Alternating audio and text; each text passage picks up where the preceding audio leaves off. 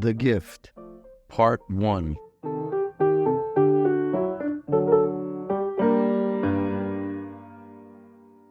Chapter 1.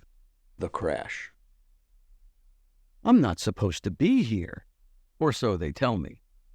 It's curious. As the plane was going down, I knew I'd be okay. Don't ask me how I knew. I just knew. My dad would save us, and we'd be okay. We had been in a multitude of precarious situations before, which is the nature of flying small propeller-driven aircraft. Every prop pilot has his compendium of harrowing stories and near misses. However, the vast majority of ours occurred in less impressive single-engine flyers. Our new tricked-out twin-engine Piper Chieftain was a stalwart, reliable puddle jumper.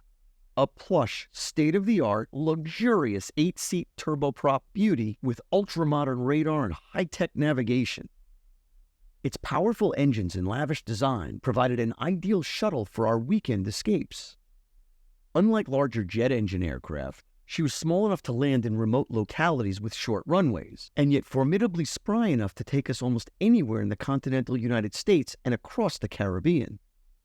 Unfortunately, our baby was not designed to fly for extended lengths of time with only one engine, and definitely not in the middle of a tropical cyclone. When we lost power to our right engine, mid-flight, en route to the Bahamas from New York, I was certain that my father's 18-year flight experience, military training, icy-cool temperament, and instilled confidence would be enough to bring this bird safely to the ground, despite Isidore's fury. Torrential gusts smashed into the hull from every conceivable angle, tossing us about like a paper airplane. With every jolt, I was mystified at my dad's ability to keep us aloft and upright. Moments earlier, at his instruction, I informed the tower that we were no longer able to hold altitude. We were told to be patient and remain in a holding pattern. This was not an option. Our time was running out. Without waiting for control tower confirmation, and even if it meant cutting off other aircraft on approach, at my father's behest into the small handheld microphone, my 16-year-old post-pubescent voice crackled, "Psh, we are on final, and we are coming in whether we are cleared or not." Psh. We experienced a moment of eerie calm at 3,000 feet as my dad lined up the runway for our emergency approach. For a microsecond, we thought the turbulence had ceased, when suddenly a headwind slammed into the nose, lurching us forward in our seats, shoving the entire plane backwards and stalling the left engine. The front of our craft pointed up, skyward, floated suspended for a moment, and then turned downward, beginning a perilous nosedive. As we descended, the floor dropped out, and I was plastered into my cockpit seat by immense G-forces. I immediately felt that familiar stomach-wrenching feeling of dropping instantly, as if on an amusement park roller coaster. Sadly, I was cognizant that we weren't mounted safely on rails. The sudden loss of altitude caused me to involuntarily hold my breath. The ground was coming up exceedingly fast. As the plane's pitch went vertical, the dark gray swirls of sky that only seconds ago filled the cockpit windshield were replaced with a murky green and brown patchwork from the swampy Everglades below. Comforted only mildly by an acute awareness that my dad had the helm, I was otherwise paralyzed with terror and reverted to an adolescent survival mode. My anxiety was off the charts. We'd been here before, yet this time was somehow different. While my dad was in control, it disconcertingly seemed as though the forces of nature were determined to challenge his command. In other words, I was scared out of my mind. I averted my eyes, too panicked to look out the front windshield. I turned my head away from the approaching swampland, twisting and rotating my upper body around in my chair, contorting my torso and tightly wrapping my arms around the top portion of my seat back, now facing away from the front window. I burrowed my eyes into the stiff headrest, exhaling slowly into the stale pillow fabric. Shaking, I cowardly bear-hugged the seat back. My only coherent thought, let my father handle this. Under normal circumstances, the cacophony of ambient cockpit sounds inside any small prop aircraft are considerable, from the massive roaring combustion engines, the whirring interior electronic equipment, the often incoherent static-laced radio tower chatter on approach, to the outside wispy wind and ancillary weather. And up until only a few moments ago, those noises completely engulfed our cockpit. However, at this moment, they were all replaced by my pulsating heartbeat and repeated hyperventilating gasps for air. These next few moments would turn out to be the most dramatic experience of my life, specifically regarding the physical progression of time and its virtual appearance to advance in slow motion. It wasn't my first involvement with relative time perception. For example, when I was 6 years old, I accidentally dropped a ceramic dinner plate and observed it fall in slow motion before shattering on the floor.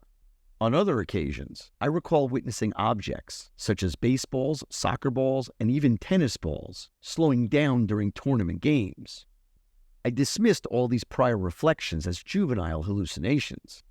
However, this authentic experience in the cockpit was seemingly the longest, intense, and most enlightening. At the time, I could not possibly imagine the cosmic and universal implications of these next few seconds. Forgive the digression, but the ramifications of this understanding would prove to be life-altering. Allow me to simplify and explain using commonly accepted physical and gravitational principles. In general, an object will free-fall at approximately 200 feet per second, which means from our present altitude we would only have approximately 14 seconds before impact, give or take. It was the longest and scariest 14 seconds of my life.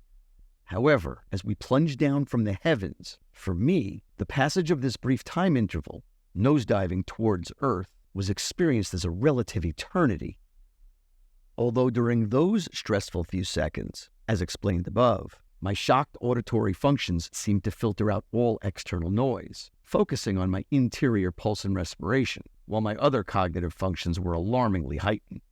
For example, I distinctly smelled the sour and pungent rotten egg-like odor coming from the hot oil spewing from the right engine just outside my window, combined with the familiar dull metallic and plastic scents wafting throughout the cockpit. Although my mouth was dry, I still tasted sweet remnants of red licorice bits trapped in my molars, coupled with the stale bitter flavor of black coffee. The tips of my fingers found mundane comfort digging into the hard plastic of the smooth cockpit seatback. The skin on my nose and cheeks were surprisingly pacified by the coarse texture of the headrest's rough synthetic fabric against my face, as I continued my feeble attempt to control my breathing.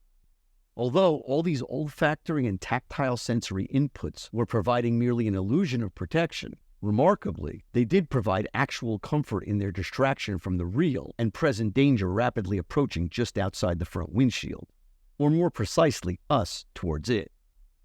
After what felt like an eternity of these sensations cascading in simultaneous synchronization, I wondered why we hadn't yet landed or crashed. Something should have happened by now. What on God's green earth was taking so long? While the righteous prophet Job would have been disappointed in my adolescent lack of patience, the great Harry Houdini would have been proud of my physical prowess and contortionist abilities at this particular moment. My left leg was outstretched and remained tucked below the front instrument panel, compressed beneath the flight controls, with my sneakered foot providing support, anchored by my toes under the floor panels. My right leg was bent at the knee and raised with my foot on the edge of the seat, allowing my thigh and calf to be wedged between the flight controls and my body. With only my left butt cheek firmly planted on the cockpit chair, my torso was stretched and twisted, allowing me to tightly hug the upright seatback behind me. This half-fetal position I was clamped into provided yet another irrational illusion of protection for my midsection and chest. Confused by our seemingly endless descent, I turned my head slightly to assess my surroundings, while maintaining my contorted vice-grip bear hold on the chair, only to discover that according to the cockpit's analog console clock, only a mere 4 seconds had transpired. Things were moving so slowly now that actual dust particles remained suspended inches from my face. How infuriating! Job would have indeed been truly disappointed in me. I glanced over at my dad, who still had a firm grasp of the U-shaped flight controls. An ex-high school football letterman, an Air National Guardsman who fought in the U.S.-Korean conflict, a self-made hands-on white-collar businessman who maintained his rock-solid upper body strength by daily loading and unloading auto parts alongside his workers at his Elmhurst, Queens warehouse, was now flush with sweat pouring down his otherwise pale face, as he desperately tried to level off our twin-engine modern marvel. I had the presence of mind to know in that instance that if we impacted the Earth at our current vertical pitch angle, we would instantly be crushed and vaporized. I released my grip on the seat and turned back to a forward-facing seated position. I had to help. I had to do something. I began pulling on the co-pilot's secondary U-shaped flight controls in front of me. It was no use. They were frozen solid.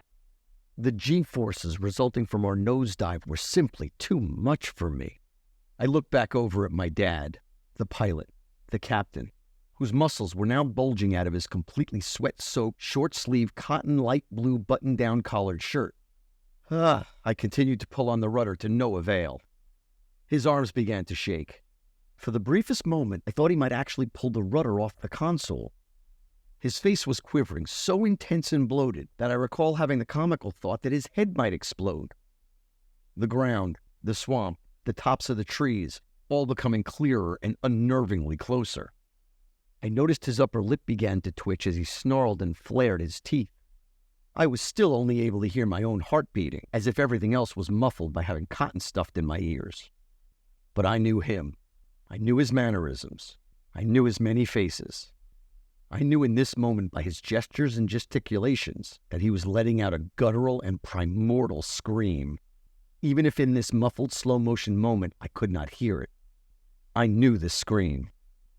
Like everything else in his life, he would never give up. It just wasn't in him to give up. As if by magic, the flight controls that were frozen only moments ago began slowly moving back towards me. Simultaneously, the nose of the plane began to rise in the windshield in front of me. Little bits of gray sky swirls began to form on the upper half of the front windshield. Suddenly, like a weight being lifted from my chest, for the first time in what seemed like a millennium, it became easier to breathe. To my chagrin, as the plane leveled off, we were still dropping rapidly and began to glide like a missile over the treetops. Our speed actually accelerated as we horizontally flattened out from our nosedive. With one hand still firmly fixed to the rudder, my dad reached across me with his right hand, turning dials and flipping switches.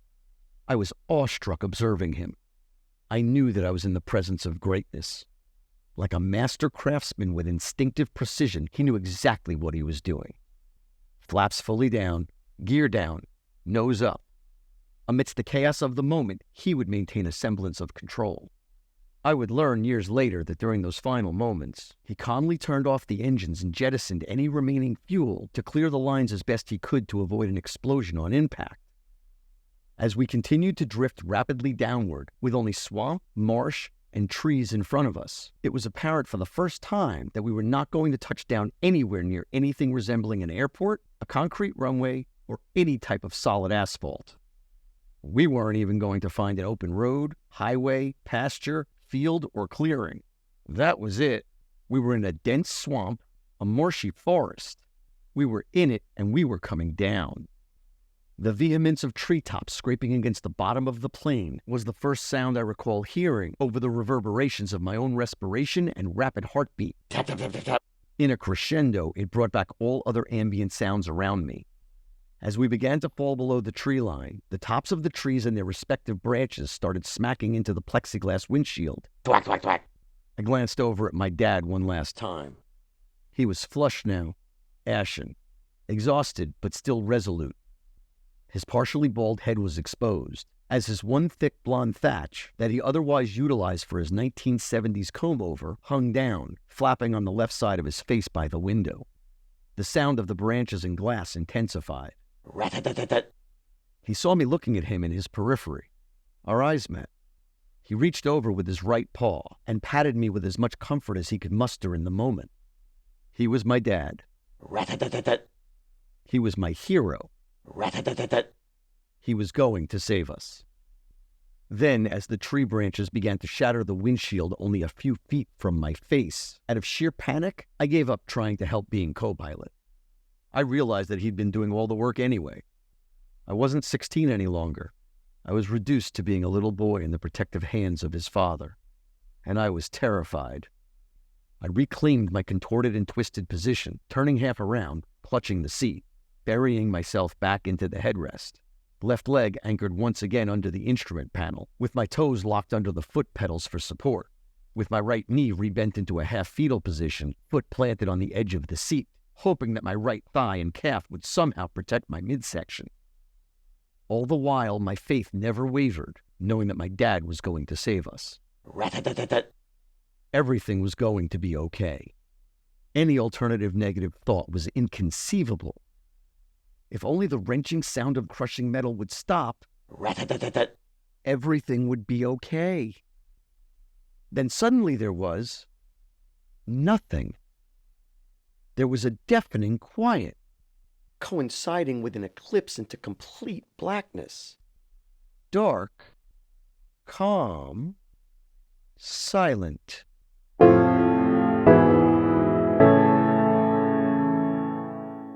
In that obscurity, I was unaware of what had happened.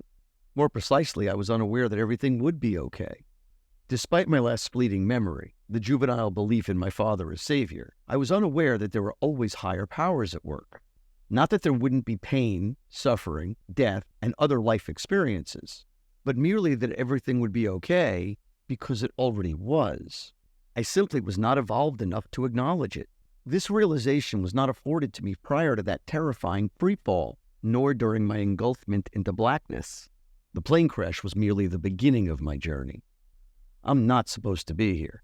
That conclusion has been repeated to me hundreds of times over the years, from the rescue team that pulled our bodies from the wreckage in the swamp, to the myriad of surgeons who pieced me back together, to the scores of random strangers who heard about my traumatic experience, that people don't survive airplane crashes. Well, I did. Our plane crashed. Our beautiful state-of-the-art Navajo chieftain crashed into the Florida Everglades, barely 3 miles from Jacksonville Municipal Airport. And I survived. It's an amazing thing being told over and over again. It's a miracle that you're here. Your life is a result of a miraculous achievement, they would say. A miracle, an act of God, divine intervention. That's a heavy burden for anyone to carry. I shouldn't be here, yet here I am. Since September 28, 1984, every day, every minute, every second has all been moments of borrowed, miraculous time. Heavy, right? What if I told you the whole thing, all of it, everything is a miracle? Me, you, us, and them. The good, the bad, the pain, the pleasure, the hurt, the wonders, the joy, the trials, the tribulations, the suffering, the anguish, the torment, the overwhelming happiness, the success, the loss, and the love are all part of the miracle that is life. More than likely, it is not the first time you are conceptualizing this. However, to many, they are just words. Hyperbole, expressions of idealistic grandeur. Most people spend the vast majority of their everyday lives never realizing how wonderful their lives can truly be, always searching for the secrets, the answers. And while they've heard these words before, for them it is just unrealistic, impossible, unattainable. Their lives, circumstances, and suffering are far too negative, overwhelming. Even when they've perhaps witnessed other people doing it, observed other people living it, hearing from others how easy it is.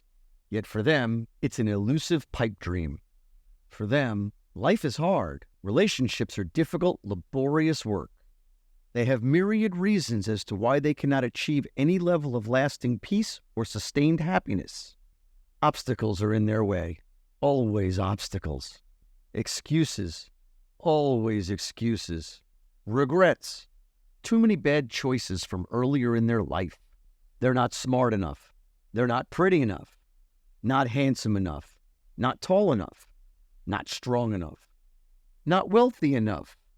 There is too much pain and suffering. Too much trauma. Too much drama. It's just too difficult. The mountain ahead is insurmountable. The valley too deep, the canyon too wide, and the road too long and unyielding. They're unable to grasp the secret and harness their own inner power to unlock eternal happiness, peace, and prosperity. Remember, I'm a ghost, or a charmed spirit. I'm not supposed to be here. I died all those years ago. Others might say I was reborn. Regardless as to your interpretation, after sharing my accounts, you'll make your own judgments. I'm merely sharing my own experiences, my own knowledge, and explaining how to utilize the tools that I've cultivated in my life and continue to use every day since my discovery to unlock one of the secrets of the universe in all its majesty and the key to outer success, prosperity, and achievement, as well as to inner peace, happiness, and tranquility. So to say that I am fortunate is an understatement. To say that I am special is an understatement. However, the reality is that we are all fortunate. We are all special. We are all kindred spirits. Sadly, only a few of us are able to appreciate it. All of it. Many of you are already aware that the present is the gift. Perhaps you've even heard that before. A gift that we are all given. Every moment of every moment of every moment. Well, if that's all there is, and that's the big secret, then this book should be over at the end of the first chapter.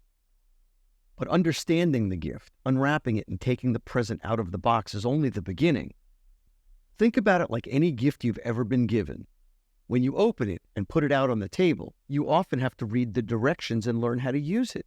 Sometimes it takes tools to assemble or operate it, and often it takes years to truly appreciate it, if at all. Sadly, some of us even entomb a present or a gift at the bottom of a storage closet, unacknowledged. But not today. Be patient. Take a deep breath, and let's explore the gift together.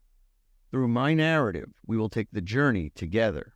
You will have an opportunity to learn how to best harness your own outer and inner strengths, your own outer success, your own inner happiness, your own inner peace. This chronicle and the elements herein can be an allegory for you to relate things from your own life, as well as to learn directly from my experience. Within the pages ahead, you will learn how to use your own essential tools to unlock the power of the gift, your gift. And the best news is that you will not need to personally experience my level of pain and traumatic anguish to get there.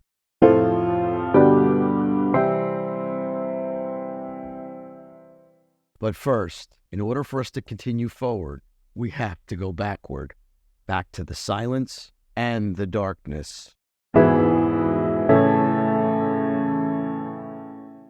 Only moments ago, my father and I were rocketing downward in our small craft, cascading through the treetops into the Everglades, careening beneath the tropical green canopies and branches, when suddenly I was cast silently adrift into utter blackness. A moment of calm, peacefulness. However, that momentary respite was replaced by being raptured in agonizingly torturous and perpetually searing misery. And just like that, my new reality was a shadowy abyss of unending pain.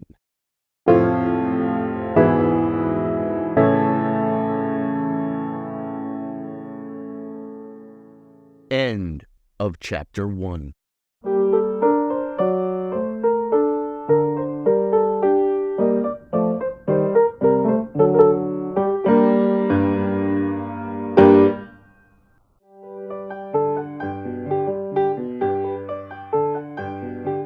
Thank you for listening to The Gift. The Gift was written, produced, and orated by Laurence N. Kaldor. Edited by Barbara Joy D'Antonio. Musical accompaniment performed by Samantha Kaldor and Caroline Kaldor. Copyright 2023 by Laurence N. Kaldor. Printed and recorded in the United States of America. All rights reserved. No part of this book may be reproduced or used in any manner without written permission of the copyright owner except for the use of quotations in a book review. We truly hope you enjoyed the experience. Thank you.